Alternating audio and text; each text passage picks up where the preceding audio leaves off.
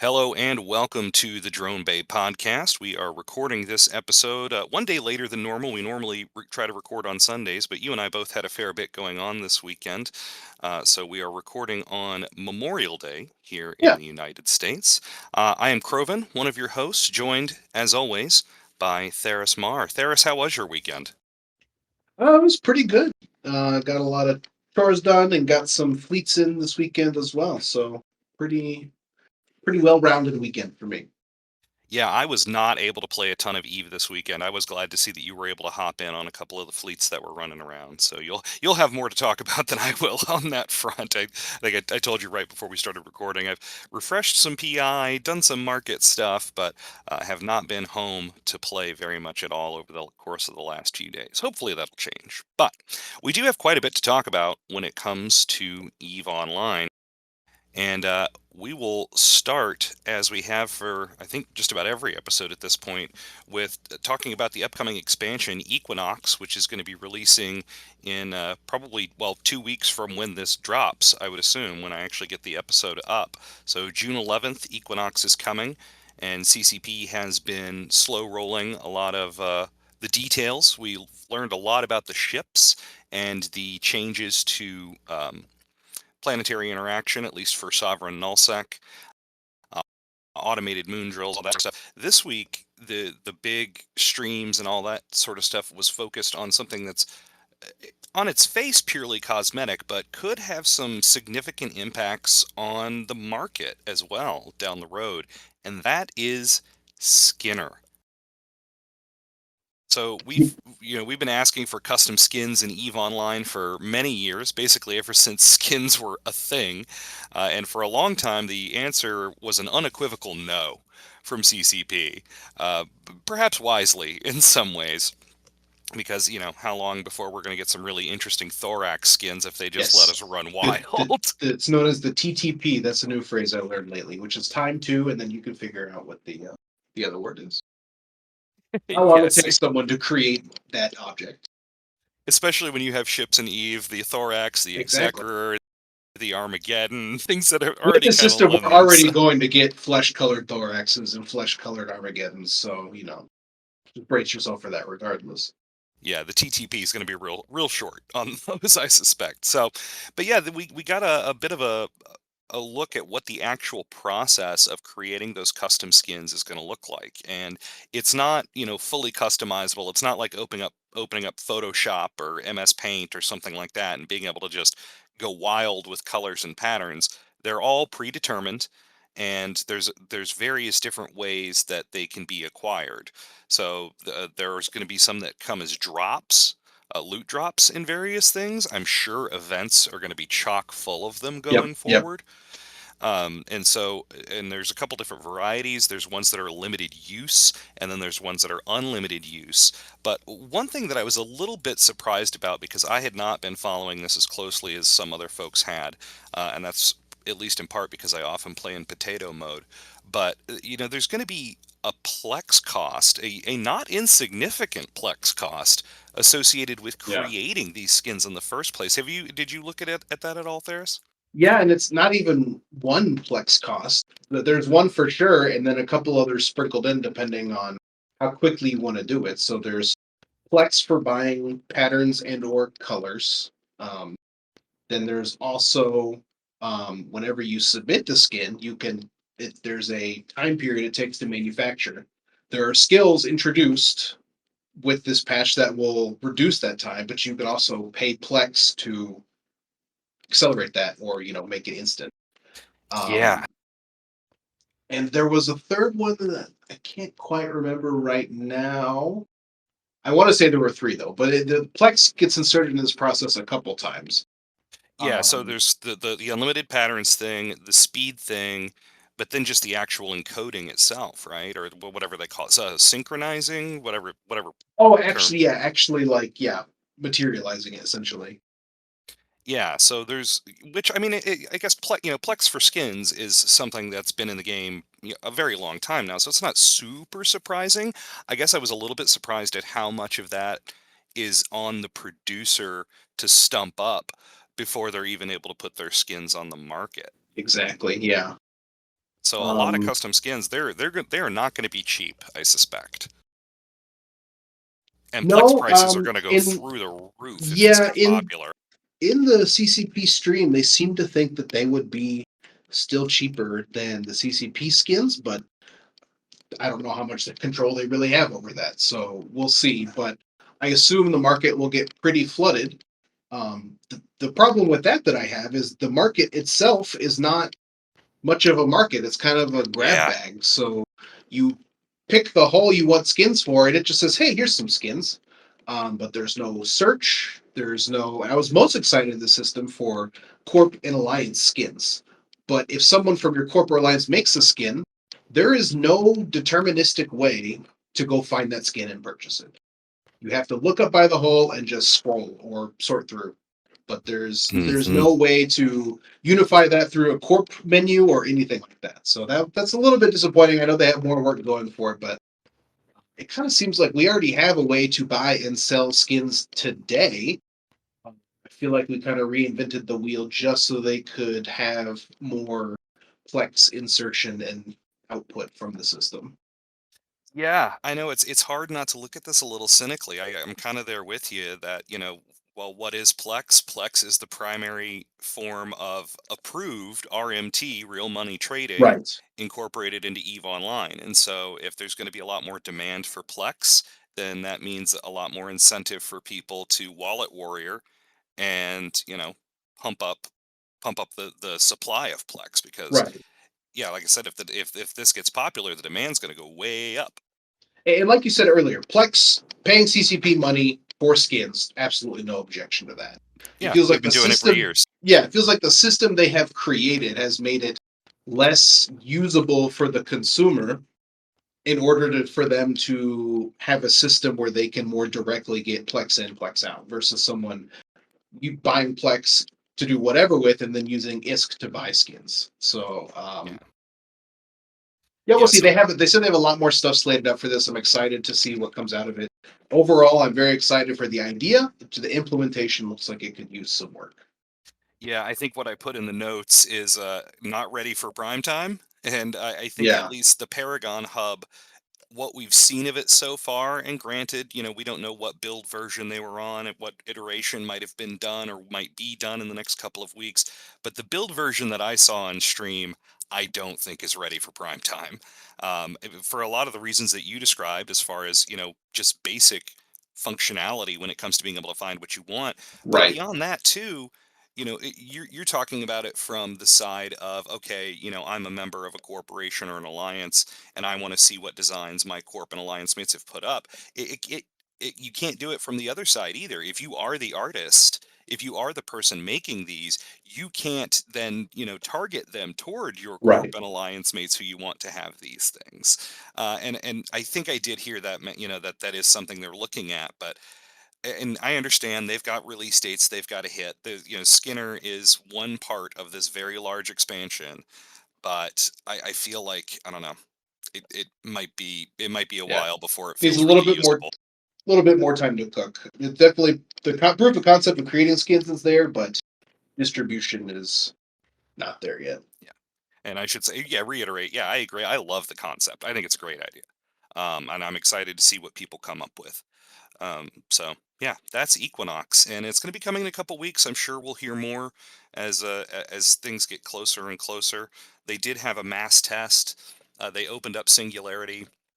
Gosh, I guess it was a little over a week ago now. I wasn't able to make it. It was during my work day, but they did open up CC briefly for a mass test of the in-space skinning system, just to see, to make sure that adding all of these new variables wasn't Right. just going to break the game, basically. Right. So yeah, a lot of big stuff coming, and it's gonna have a lot of impacts on the game. We'll talk a little bit more about that here in a minute. Anything else you wanted to talk about when it comes to Equinox? No, I don't think so. Basically covers it. Still looking forward. I'm getting ready to go park an alt in an Upwell station so I can start buying those BPOs as soon as they drop on the Yeah. after patch Yeah. day. All right. Well, so I said that we've been talking a bit about how Equinox is going to impact the markets and is already impacting the markets. You and I have both been engaging in a fair bit of station trading. I've been doing a little bit of regional trading as well, but yeah, I like it because it's a nice low impact way to make a little bit of money in the game, especially when, days like this weekend when I couldn't really log on all that much. I could still have a little bit of semi-passive income coming in while I wasn't able to get there. And you and I have both relied heavily on the advice of Oz. We featured Oz last week and talked about how great his content is for helping people get started in the market. Oz, he took a few weeks off, I think right about the time you and I came back. So there weren't really any Oz reports Yeah. for the first few weeks that we were back in game. But it looks like he's picking that schedule back up. And I watched the one this week, and he focused a fair bit on what looks like they might be impacts of the impending Equinox expansion with the new haulers, with the changes in moon materials, with, not as much on the PI side because PI is still going to function like PI. I think if anything, you might have a push on the supply side as more people get interested in Hmm. the new system in Sovnal, but that kind of remains to be seen.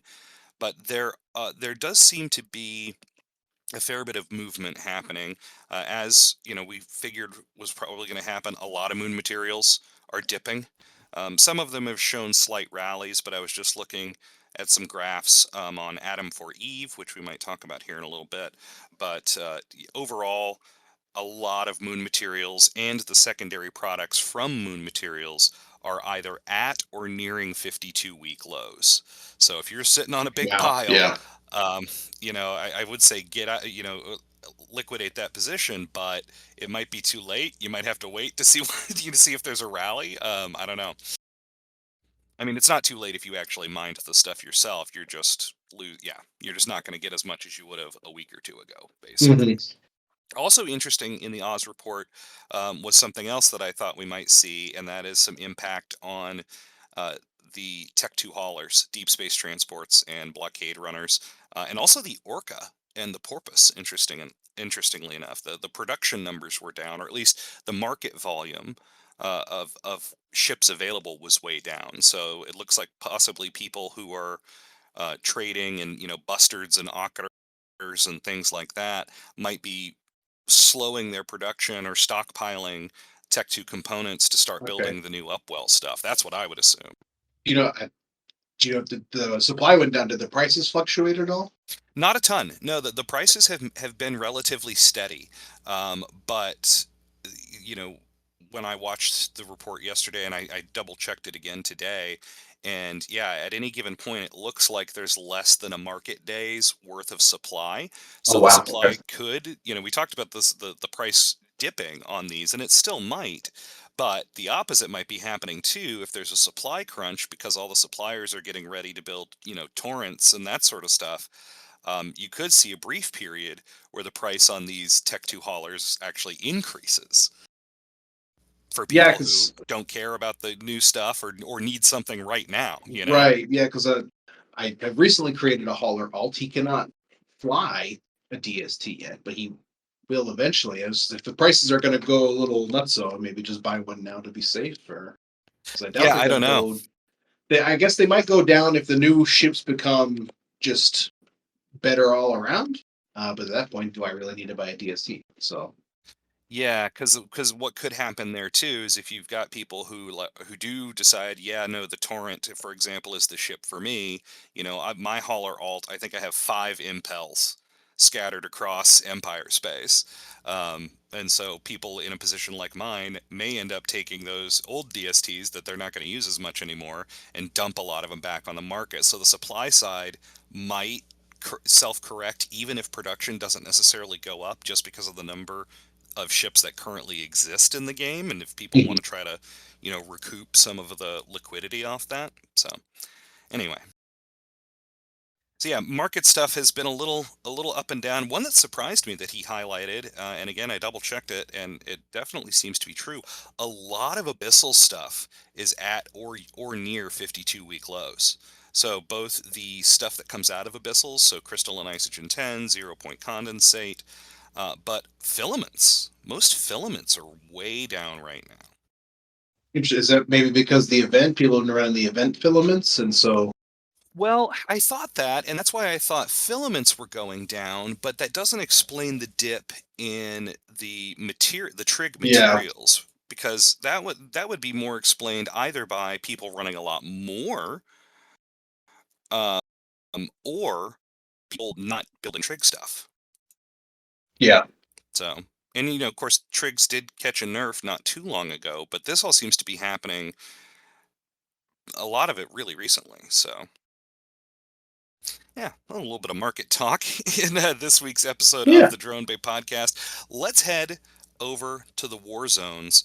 And maybe not, I didn't have a plan to talk too much about insurgency, largely because I haven't participated all that much. But in other low sec war news in faction warfare, boy, our old comrades over in Galmel are just catching a shellacking of late, Theris. yeah. They're usually fighting an uphill battle just because the people who participate in Galmill tend to do so, so they still have access to Jita, where Galmill does not. But particularly lately, Old Man Star has become a bit of a Helm's Deep situation, where there Galmill is there and Calmill there's one way in and one way out. So they're kind of just holding their ground there. We Yeah, poked our head in the other day after we ran an off just to see what was going on, and Gallente were running the site, so they were doing what they had to do. But yeah, they're just they're holding on for dear life over there. yeah. The other day I saw a thread in Reddit where the Galmill was down to 4 systems. When I checked again today, they were back up to 6 out of 90. But they have been Yeah. making periodic gains here and there. But yeah, they're really kind of backs against the wall, and I can't help but wonder how much of this is long-term fallout from all of those structures and things being blown up in Hades. Because when you and I were in Galmill, all of those structures were still there. Galmill had massive infrastructure available in Hades, and it helped out immensely. Hmm. But when Snuff came in and blew all those up on, what was it, Christmas Day or New Year's Day? It was some holiday when Yeah. Galmill couldn't get numbers. Um, and then I think, yeah, Galmill's just been struggling ever since then. So while we will still shoot at you, my T's and P's out to our froggy friends, from your friends, the bad bunnies. All right, so something else on the horizon that I have interacted very little with, and it probably has a little bit to do with my history with things like Dust 514, but Vanguard. We've had another Vanguard weekend, Yep. um, and you participated in that, Theris. So tell us a little bit about your impressions of Vanguard. Yeah, so I've mentioned in the past that I am a fan of the extraction shooter genre. I've played quite a bit of Escape from Tarkov. So when I learned that Vanguard was an extraction shooter, that piqued my interest because for those that don't know, traditional when you think of Call of Duty or Battlefield, those kind of shooters, those are called lobby shooters. So that's going to be you queue up for a game, you're in a game with a whole bunch of other people. The goal is to take objectives or drain the other team's tickets or kill enough people, whatever, then the game ends. Extraction shooters, the game is semi persistent in that you drop into the map, you go what you do, then you get to an extraction point and you get out. And the whole time, other people are coming in and going out. And usually there's some goal or objective. And then the appeal to me is that you go in, you get stuff. And then when you extract, you get to keep that stuff. And that's how the games usually have their progression system. You take the stuff out, you get to upgrade your character, you complete missions, you do this, that. And so the idea of that for Eve was pretty cool for me. When I was in there playing, all of the modules and resources and stuff are actually PI materials. So there was I can't remember all the names now, but there's the comms relays, nanites, all the named things you can interact with in Vanguard are actually the planetary interaction materials, which I thought was neat. Yeah, Um, so I spent about an hour in the beta test this weekend, and it's got some really good bones. I will say they definitely need some more time to cook. Their tutorial system isn't at the moment. All of the hotkey pop-ups were broken for me. They said I could do everything in the game by pressing my zero key on my keyboard, but that was not true. But the shooting mechanics and all that felt good. It's just there's not a lot of direction and not a lot of very clear gameplay loop. I don't fully understand why I want to drop in and why I want to do things and why I want to get out. What is the gameplay loop for this so far? So I'm excited to see where they go with it. The map was okay. It was kind of just a bunch of crash ships, um, but nothing super interesting. I think if they have a really big centerpiece on the map, some crash Eve ship that we can all recognize, that'd be cool. And I think the next round of testing is going to be a different map. So I'm definitely going to keep my eye on this as it goes along. I hope it does well because it's a very good genre that actually very recently has a lot of free or a lot of open market availability because Escape from Tarkov is kind of in a tricky place right now. So if they can swoop in and make a good game to fill that space, that would be awesome. Yeah, for sure. Well, and it's funny. I was chuckling to myself as you were describing, okay, a lack of a comprehensive tutorial, a lack of a gameplay loop, and a lack of direction. That sounds a lot like another game that CCP made Yeah, exactly. circa 2003. It sounds like very early Eve.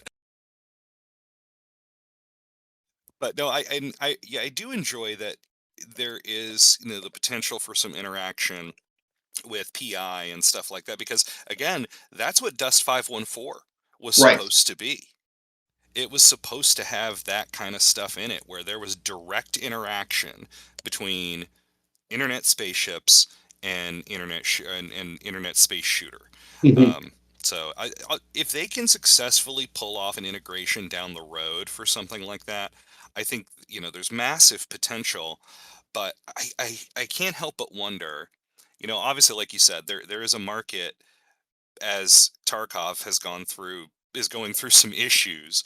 But I wonder, like, what percentage of Eve players give a damn about Yeah, Vanguard? it's interesting because a lot of times I describe Escape from Tarkov as the Eve Online of online shooters. It has a lot of the simulation bloodline and very gritty mechanics, but as far as shooters go and Eve Online players, I think that is a very slim Venn diagram for sure. So I am curious. I don't think a integration into Eve Online should be their first goal. No.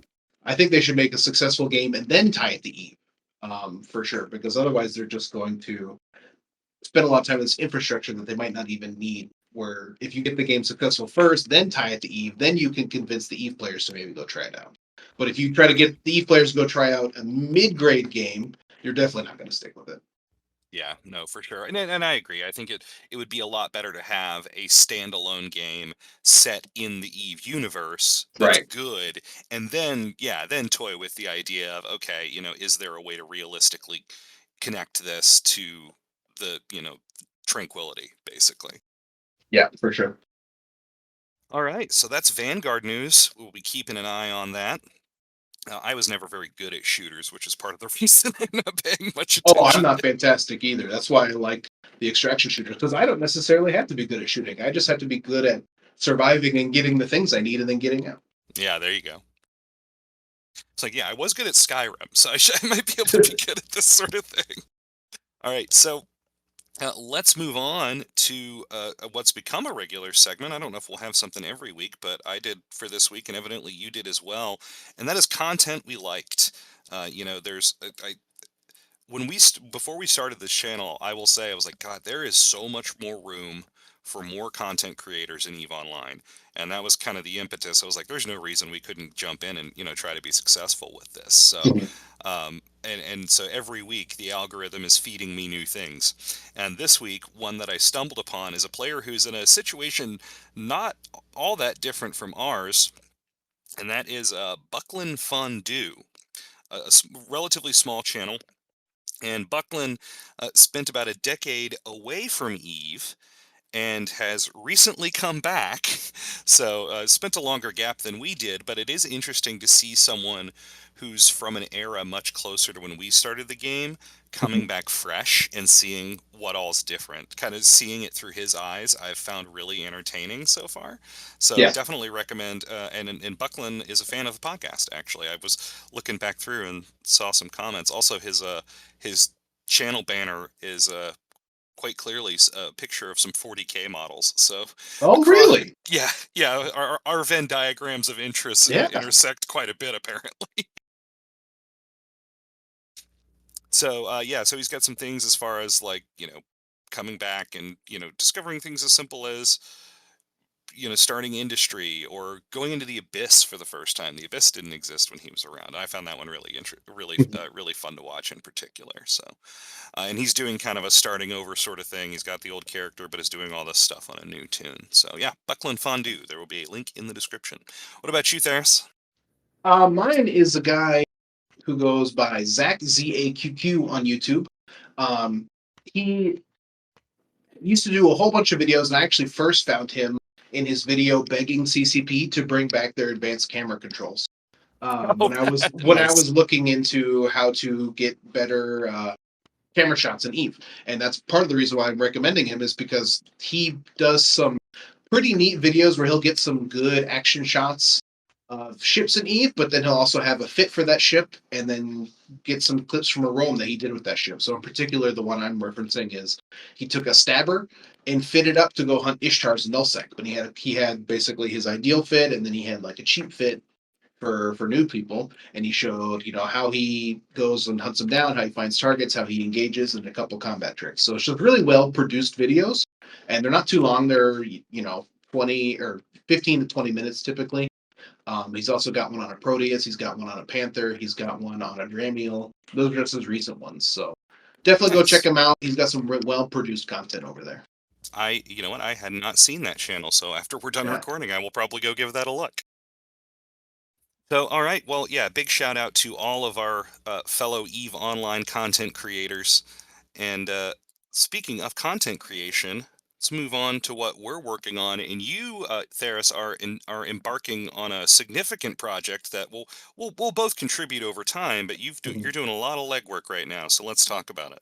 Yeah, so we mentioned a couple times in previous episodes about the Don't Panic segment, where it's basically giving a introductory guide to something, some information to get you started. But now we've kind of decided we're going to make that a video series on the channel instead of being a podcast segment. So I've been working on the first episode of Don't Panic, which is going to be some UI and overview settings that will basically set you up going forward for whatever you want to do.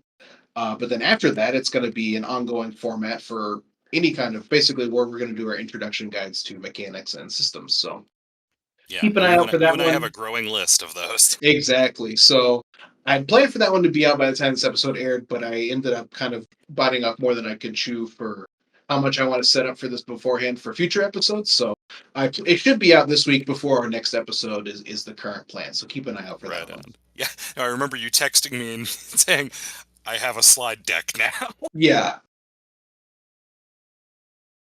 So, all right, yeah, so we can look forward to that. Like I said, it was kind of a cornerstone of the original Drone Bay podcast, and part of watching a wider variety of content, especially content aimed at new bros, is I realize, despite the fact that there are a lot of veteran players hanging around, there is still a flow of new people coming into Eve, and the best way for the game to survive is to hang on to those new people. So I think the Yes. more resources available to them, odds are most of what we're going to cover in Don't Panic. It's not going to be any groundbreaking stuff. It's just one more potential resource for newer players or returning players to brush up and get up to speed on things the way they are in the game, because yeah, the only way Eve survives is player retention. So Yeah, exactly. None of it's going to be brand new information, but it could be conveyed in a way that makes it click for some people, or if we just happen to be their first stop for information, even better. So, yeah, exactly. Exactly. All right. Well, so for myself, I've been working on my Alpha Challenge, and it was originally titled the Alpha Insurgency Challenge, and it is still largely going to be focused on insurgency. But over the last couple weeks, I've not done a ton of insurgency with this tune, and there's a variety of reasons for that. One is I made a really dumb decision with my Malakim Zealot's loyalty points, and bought a couple of Mecha Ball blueprints, thinking very much like I was using my normal accounts, and it was like, oh, 100 million ISK to build this ship, no problem. But of course, on an alpha account where I am not allowing myself access to my billions of ISK, that's a real problem. So I was like, well, okay, what can we learn from this? And the next video I'm going to be working on is how I used my alpha accounts to make 100 million ISK over the course of a few days. A lot of that was station trading. But I also, the insurgency ended around that time as well. And so there's a gap of a day and a bit, or even up to almost 2 days. And so I took my insurgency tune and took him down to Curse to run Angel's missions until he got up enough standing to run the Angel Epic arc. He's got that standing now, but the insurgency's back on. So he's going to be back in Empire, but the next time there's an insurgency break, the plan is probably to take him down and run the Angel's Epic arc. So I'll have another Right on. I'll have another ship blueprint that's gonna cost. Exactly. I'll have a Cinnaball blueprint. Speaking of, as we're recording, another bonus content we liked. There's a new episode of the Corvette to Cinnaball Challenge that came out just a couple hours before recording time today, and it was, as always, really good stuff. I think that's one of my favorite ongoing series in Eve right now. So. Right on.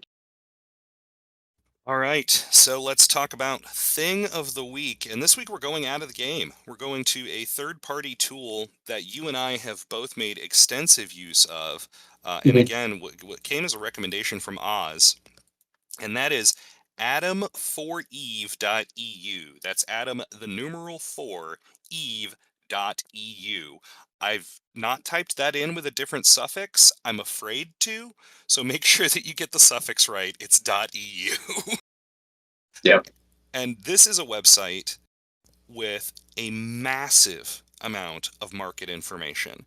If you want to do, especially if you're doing station trading, but even if you're doing long term investment, it can, at a glance, show you how products in various categories are moving versus their weekly, 90-day and 52-week averages. It can find margins based on whatever station you happen to be trading out of. Now, bear in mind that everybody has access to this tool, so those margins, there might be a lot of competition, even if there is good margin on an item, especially if you're in JITA. But Yeah. it has helped me make a lot of money in the past few weeks. Yeah, me as well. My hauler alt, while he's sitting there training all his hauling skills, I gave him basically a seed amount of ISK and have let him find things to trade day to day, try to check it once a day, twice on weekends, and just kind of see where I get. And I've been helped out quite a bit by Capsuleer Day handing me some free Jovian ships. But I started out with 15 million, and over the course of, I guess, 2 weeks now, I'm at 109 million. So Nice. uh, it's been going pretty well. Yeah, pretty steady income flow. And yeah, I think we've talked about Oz's Alpha to Omega challenges where he's checking once a day. You and I talked about this. Doing that in JITA, especially if you're dealing in lower Yes. end stuff, is hard. Yeah, I've actually just recently made the decision to move my guy out of Jita. Oz does recommend to do it in Jita. Um, I just want to try something different. So I moved him to a different Yeah. market hub, and we're going to see how I do over there. Yeah, once you get, I understand why he recommends staying in JITA, because the other markets can start to feel really small. Once you're starting to throw around things in the hundreds of millions and billions of ISK per item, Amar and Dodie, and especially, Heck and Ren's, there's just not the velocity in the market to accommodate that like there is in JITA. But when you're starting out, and even in his last Alpha to Omega challenge, Amar and Dodixie both significantly outperformed JITA, especially in the early days. Yeah. Just because there's less competition, and for stuff like meta 4 items, which is what people are often going to be trading in when they're using a smaller amount of seed ISK, the margins are a lot bigger too. It's going Mhm. to move slower, but if you've got the patience and the time, you can make more money off those initial trades. Yeah. All right. So yeah, sorry I didn't. Sorry if I just tanked your your margin. I didn't say which metaphor items I like. I've told you which metaphor items I like, but so at any rate, that's a lot of the Eve news and what we've been up to. I think I have figured out. Oh, and there will be a link to atomforeve.eu. It's worth noting there's also a Yep. dev.atomforeve.eu, which you can get really granular with things, and it helps, especially with margin trading stuff. You can specify ratios for buy and sell orders so that you're not getting stuff that people are only dumping on the market or only putting up buy orders that aren't getting filled. So Yeah. there's a lot of extra tools if you go to the dev side of atomforeve.eu. Yeah. Oz talks about it a lot. If you want to learn more of the ins and outs, I'd recommend visiting Oz's channel. Absolutely. So something we've talked about for a little while now, and I think I figured out how to do it, is for folks who have listened this far into the episode, I think we should give away a skin. Yeah. We are not Eve partners yet. But I have been amassing a lot of the police skins as they've become more available on the market recently, and I have a whole lot of them. So I thought about giving choices, and I might do that, but I don't want to list off what all's available because things can change between now and then. So I think for now, I will say no choice this week, but it's going to be a good one. It is going to be the Catalyst Navy issue police skin. We'll give away a Catalyst Navy issue police skin to one of our viewers, and the best way to do that is going to be to leave a comment with your in-game name down below. And there won't be any silly requirements. Just leave a comment with your in-game name, and we'll know you've listened to the end of the show because that's where we're announcing this. So Mhm. thank you for that. Also, we really appreciate likes and subscribes, but that is not going to be a requirement in order to enter this giveaway. We've passed 500 subs this week, and we're both really excited about that. And so I thought, what better way to celebrate than to give away a fun skin that is my favorite to fly around right now, and I have an extra of. So, Catalyst Navy issue police skin. Drop a comment with your in-game name underneath this video, and we'll pick. Imagine I'll probably pick it during the next recording. Would probably be the easiest way to do it. Yeah. Absolutely. So right on. And then yeah, there might be more in store once we do end up making partner. Obviously, once we make Eve partner, they've got their own set of skins. But I've been holding on to something a little special that we might give away once we hit either YouTube partner or Eve partner. I don't know which will happen first. Probably YouTube. But You ever see we're getting there for both. So I also have a stockpile of skins ready to give out as well. So if you guys keep watching and keep listening, we'll be here to hand you some neat stuff. yeah, I guess I should say, if you're exclusively not a Gallente pilot, I think I do have the Cormorant Navy police skin as well, and a couple others. So if you want the skin but can't fly a Catalyst, or don't want to fly a Catalyst Navy, I've got some other options, but it seemed appropriate to give away the Catalyst Navy right now. Hmm. All right. Well, I think that is just about all we've got. If you enjoyed the program or enjoy our other videos, we'd really appreciate it if you give us a like and subscribe. That is the best way to help small channels. The other best way is something you're already doing, which is watching all the way to the end. I think I've got the kinks worked out on distributing the audio only version. We're going through Podbean, and there was a little bit of a learning curve, and there were some login issues with Apple Podcasts, and uh, yeah, Can because never be easy. trying to use an Apple product on a PC is, of course, never easy. But I think I've got it worked out now, so we should be able to get the audio only version up as well. So that's all I've got. Anything else for you, Theris? Nope, that covers it. All right. Well, for the Drone Bay and the Drone Bay podcast, I'm Crovan. I'm Tharus. Good hunting.